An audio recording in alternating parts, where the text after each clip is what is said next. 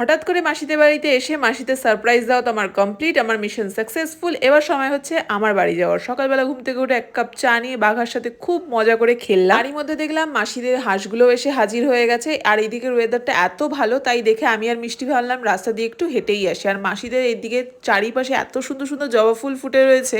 আর এই ধুতরা ফুলটাকে দেখো কি সুন্দর দেখতে, তাই না? তারপর আমি আর মিষ্টি হাঁটতে হাঁটতে হঠাৎ করে রাস্তা দিয়ে যেতে যেতে এই ফুলগুলোকে দেখতে পাই, যেগুলো ফু দিলেই কি সুন্দর উড়ে চলে যায়। তো সেইটা নিয়ে আমরা অনেকক্ষণ ধরে সেটা নিয়ে মজা করলাম। অনেকক্ষণ রাস্তা দিয়ে ঘোরাঘুরি করার পর এবার যেতে হবে আমাদের বাড়িতে, কারণ বাড়িতে মাসি বারবার করে ফোন করে আমাদের ডাকছে। আর বাড়িতে আসার পর বাঘা এদিকে আমাদের সবাইকে আশীর্বাদও দিয়ে দিল। ওদের সাথে আর একটু খেলাধুলা করার পর আমি ফাইনালি ফটাফট স্নান করে রেডি হয়ে নিয়েছি। দুপুরে আজকে লাঞ্চে দিদি রান্না করেছে আমার জন্য স্পেশাল চিকেন কষা, যেটা আমি খেয়েছি প্লাস বাড়ির জন্য নিয়েও এসেছি প্যাকেটে করে। এদিকে খেতে খেতে দেখো মিষ্টি হাসতে হাসতে গড়িয়েই পড়ছে। তারপরে সবাইকে বাই বাই করে আমি ধরলাম আমার বাড়ির পথ। মাসিদের বাড়ি থেকে শিমুরালি স্টেশন অব্দি যেতে পাক্কা 1 ঘন্টা লাগে। এই 1 ঘন্টা অটোয় বসে মাস্ট হাওয়া খেতে খেতে চলে আসলাম শিমুরালি স্টেশনে। তারপরে ফটাফট টিকিট কেটে ট্রেন ধরে চলে আসলাম বাড়িতে। যাই হোক, তোমাদের ভিডিওটা ভালো লাগে চ্যানেলটাকে সাবস্ক্রাইব করো। দেখাবে তোমাদের সাথে নেক্সট ভিডিওতে।